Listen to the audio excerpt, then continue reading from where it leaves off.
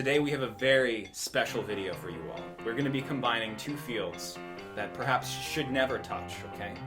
Politics and personality.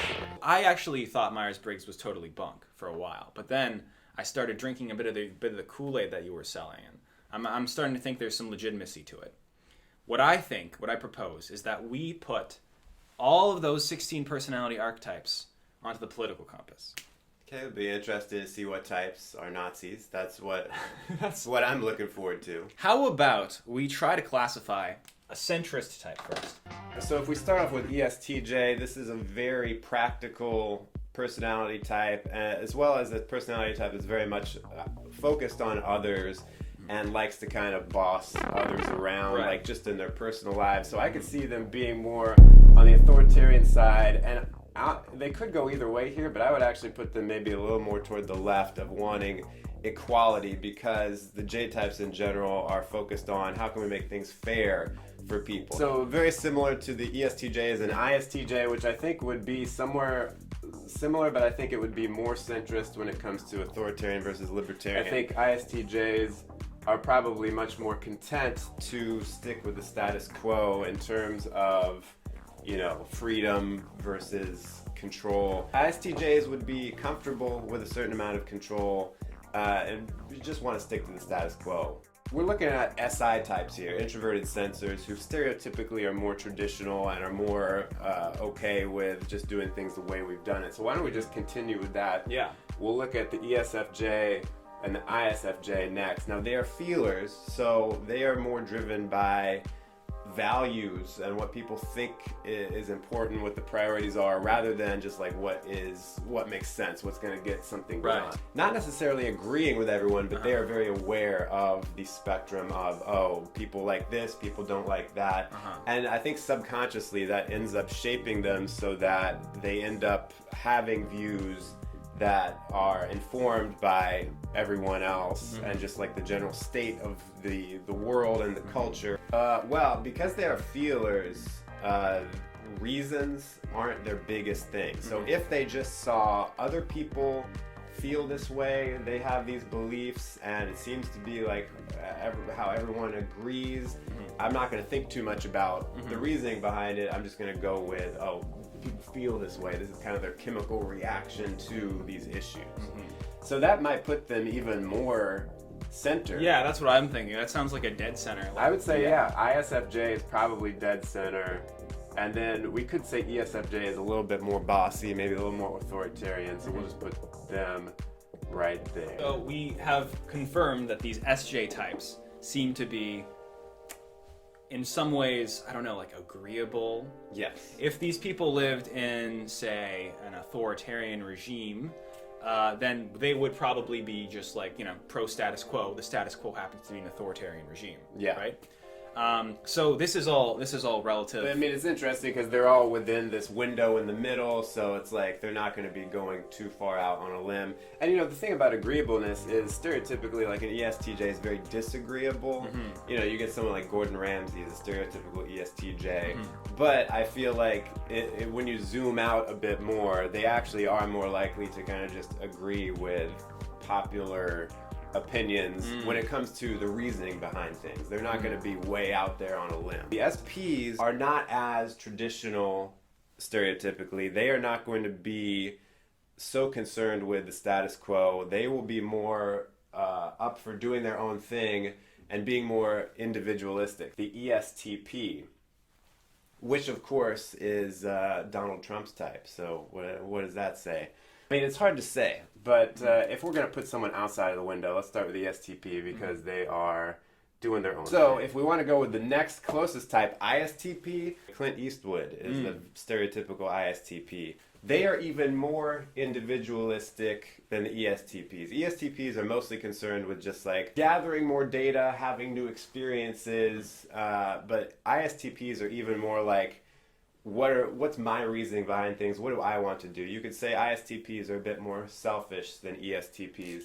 So they could be even more out here because they would want to be like, everyone do their own thing economically. Let's not impose equality, and also do whatever you want. So I would put them probably down here. So INTPs are very similar to ISTPs, except they are intuitive. So they are also all about their own logic and reasons for things to the detriment of the good of everyone else or what everyone else values. Yeah. You know, intuitives are also looking forward. They're looking at the future and all the possibilities, especially an NP type has extroverted intuition as you do, Greg. So it's like very aware of all I have all of the. Oh, I'm sorry. I didn't mean to. I have all cognitive functions simultaneously as I pigeonhole you. I am an ENSFTPJ. That you can't pin him down. I mean, that is like one of the worst things for any IP type is to have someone who is into typology be like, actually everything you're doing is like everyone else that your type does, and they're like, no man, I'm special. The desire for individuality. Can't relate as a ES whatever. Right, yeah. You transcend it. STP is a very similar type to the ESFP. They both have dominant extroverted sensing, which is all about like having new experiences, not wanting to stay still too long, wanting to see what else is out there in the real world, always looking for new facts. But the difference is the ESTP is more like, how do I, make sense of all of it? What's the puzzle we're putting together? The ESFP is like, how can we, how can I have a good time? What do I think is cool? What do I like? What do I value personally here? But I think feelers in general are just aware of the vibe. They're aware of the emotions. Even if they're not looking at the broad spectrum of everyone, they still are tapping into that language of emotion rather than the language of thinking, which is like, well, I don't care if you like it. Does it make sense? Is it going to get a result? So ISFPs, like we've talked about a few IP types already, are much more in on themselves and what they feel. So the ISFPs are like, what do I feel? What is my value here? I would say that they would be probably similar to the ISTP in terms of libertarian, because a stereotypical ISFP is like, kind of like a hippie who's like, man, we're just out here, living life in the woods and playing our acoustic guitars. Interesting. So that would put them on the environment. They would be on the environment side. They would be on the world side because they would be like, man, borders don't matter, man. Wacky and progressive. So I would put them probably more down here. I would say INFPs are the kind of people who, they are very, if we're going to port this to the big five, they are very high in openness to experience. So they really feel, they're able to put themselves in the shoes of others very easily and be like, oh man, I just feel so deeply for these other people who might be suffering because of injustices or whatever. I think they would actually drift more towards authoritarianism because I think they would get to a point where it's like, yeah, they want to be free, but the intuition is also telling them like, here are all the possibilities, and they might come to the conclusion that in order to get there we need to like,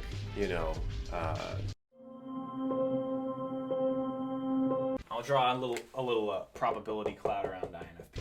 Let's do the ENTP next. The ENTP has extroverted intuition as the dominant function. So while they do have that same element of the INTP of I have to work things out for myself and I don't care as much about what other people value, it's much more balanced. The ENTPs are like, I've worked this out for myself, but I can also see people maybe won't value this idea, so maybe I should like work on my views a little bit, but ultimately it's still like what I think is logical matters the most.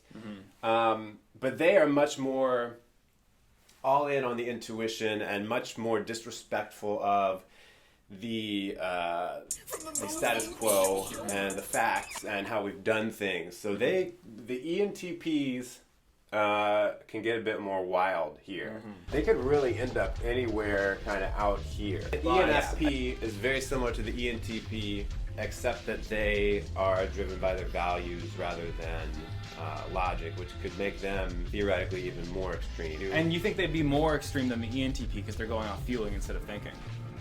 Yeah, they like to make fun of stuff. Like most comedians, I would say, tend to be ENFPs. They're chaotic.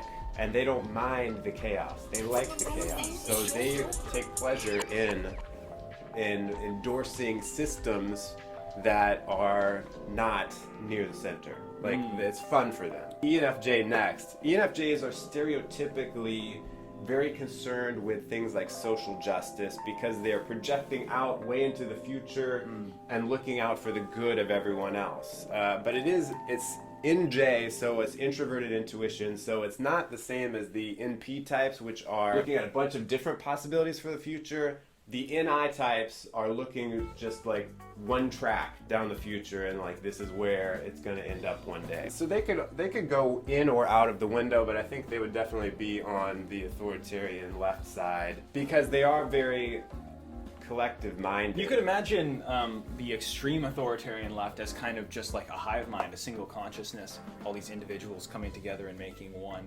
solitary thought. Yeah. Like the Borg. The ENTJ next. They would be like analogous almost and maybe over here. I think it's just the difference between you have a TE type here, extroverted thinking. They would be like analogous almost and maybe over here. Because ENTJs are very much about like, how could we make a company that makes a lot of profits? How do we make our business very efficient and without us having to work much, you know? Right. And I think it's just the difference between you have a TE type here, extroverted thinking, which is really just like, let's get stuff done. Let's work. Let's accomplish stuff and just do what makes sense. Whereas over here you have extroverted feeling, which is everyone happy? We got to make sure that everyone is taken care of. It's interesting because both are like, what is fair? But fair to them is different. For an ENTJ, economic fairness might be like we all have to have the same opportunities to compete, but we don't have to like ensure that everyone has the same outcome, because if you did things wrong, if you thinking did things wrong, then you don't deserve to have a good outcome. INTJ, they are a bit less collective minded, so they would probably end up closer to center when it comes to libertarian authoritarian. I might put them kind of more close to the window and put them here. If we're logically laying this out, then the INFJ would have to go kind of center economic left over here. And I think that that's fair. I think that they are able to say, yeah, we need to impose some restriction, some authority, but we also got to give people the ability to do whatever they want. I think, you know, the IJs in general are more like, well, all the IJs I've put right on the center line. I didn't really do that on purpose or consciously, but I think that makes sense because all the IJs resist change. They want things to be kind of the way they are for them in their lives. Like they set up a system or they have a routine of doing things. They don't want it to be different. Now, the INJs can project out into the future and they're like, we need to set up a system so that we get the desired future we want. But it's still like, once I set up that system, I don't want it to change. We caught them all. And I good distribution across the graph. I like it. I have follow-ups. Okay. So there are a lot of memes with the INFJ that say that the INFJ could potentially, there's like a lot of famous dictators that were the INFJ personality type. Yeah, if you go to the personality places, they'll say, Hitler. Everyone, the big thing in the personality niche, and I don't mean to steal your thunder if you were going to reveal these things. No, I was not. I have no plans. Everyone likes to say Jesus and Hitler were both INFJs. That's the big thing. And they'll be like, Gandhi and Osama bin Laden were INFJs. And yeah, if you look at, I think the site is IDR Labs, they have like a list for every personality type, and the INFJ page is like all these terrible dictators and stuff. And I don't know how they justify this. My thinking is that INFJs are, and stop me if you were going to take this in a different direction, but INFJs, because they have NI, which is like looking at pattern recognition, that's introverted intuition, it's like really diving deep into patterns and like how things work. And it's very predictive, and you pair that up with extroverted feeling, and it's looking at everyone else's emotions. So theoretically, INFJs could be the most manipulative type and know how to persuade an entire nation to get behind their ideas. Like INFJs are kind of like stereotypically illusionists or, you know, hypnotists. Like they understand the human psyche and what makes people tick in a way where they can do the right things to get them in a position of power and manipulate people when they use it for bad. So I think that's why they end up getting typed. These dictators get typed that way. But I don't know that is really accurate. And I don't see how you could type someone like Hitler unless you were a German native speaker. And also, it's like, do we even have like interviews with Hitler? Like, we just have like what, speeches? Yeah, we're just going off a vibe, really. Yeah. Or it's like, this is what he did. He did these things. So how did he get there? It must have been this way. He might have been. I'm not saying he wasn't. I'm just saying, how can you really know? Right. And he liked dogs, so maybe he was an INFP. That's right. He liked dogs, and that's a real big indicator. Canine appreciation. One thing I would like to do in the 4 minutes we have left is I'd like to look at previous people's attempts to graph the 16 personalities onto the political compass and just compare. Yeah. My phone died, though, so perhaps perhaps we could, do you have...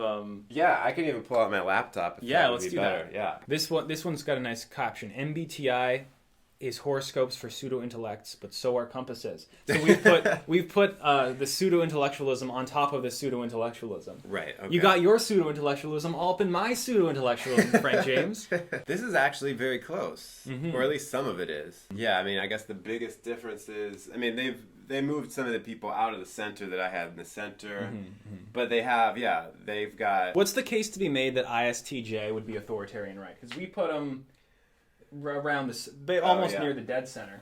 They have them as the furthest authoritarian right as you could be. Yeah, I guess that would be... So your stereotypical ISTJ is just like a worker bee. Like, what is, you know, this is how we've always done it. This is the correct procedure to do things. And we've got to have a bunch of bureaucracy, and we've all got to be equal and do the same thing. So I can see that. But I mean, the way I interpret it is, in reality, if you're looking at ISTJs, they are not going to like push for... Because I feel like once you get to an extreme, that is a type that is going to be pushing for something. Whereas I think ISTJs are not going to push. They're going to stay... They're more like...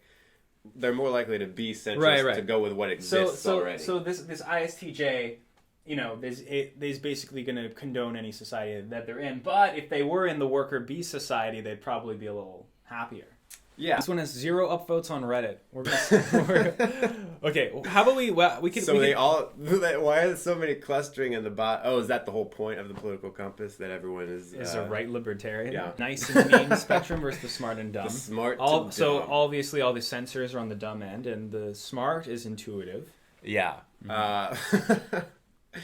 Wow. I mean, it's really interesting. I mean, yeah, if we're looking at stereotypes... That's all we care about here. Stereotypes. Yeah, we just care about stereotypes.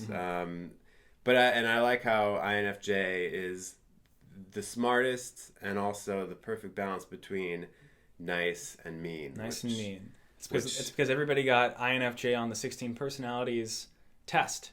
And then that has informed everything since then. They always have to be the ultimate example of something. Let's finish this off by looking at what good examples might be of these side axes, okay? Most likely to be tech bro, to be the techno accelerationist, you know, transhumanist, wants robot arms. Maybe an INTJ. If this is the best solution, it doesn't matter, like, how people feel about it. So an extroverted thinker like an INTJ is just like, let's get it to work. They're a little bit more sloppy. So they'll be like, yeah, so what? We'll have robot bodies. There might be some drawbacks. It doesn't matter, but it'll get us to a more efficient way of living. An INTP could arrive at the same thing, but they will need to work out through everything to be like, we need to understand everything about what it would be like to be a robot and have the most perfect solution to get there, whereas a TJ is just like, whatever, let's just do it. On the other end, Frank James, have you ever heard of anarcho-primitivism? I think so. Ted Kaczynski, noted primitivist, not an anarcho-primitivist necessarily, but someone who wants to return to the way that things were. And, you know, this can be as far back as, you know, maybe we just should have rethought the internet. Or it can go as far back as the Industrial Revolution was a mistake. Or it can go back even further and say agriculture was a mistake. So the environmental thing is like, things are too complicated now. The NJ types do not like sensory complication.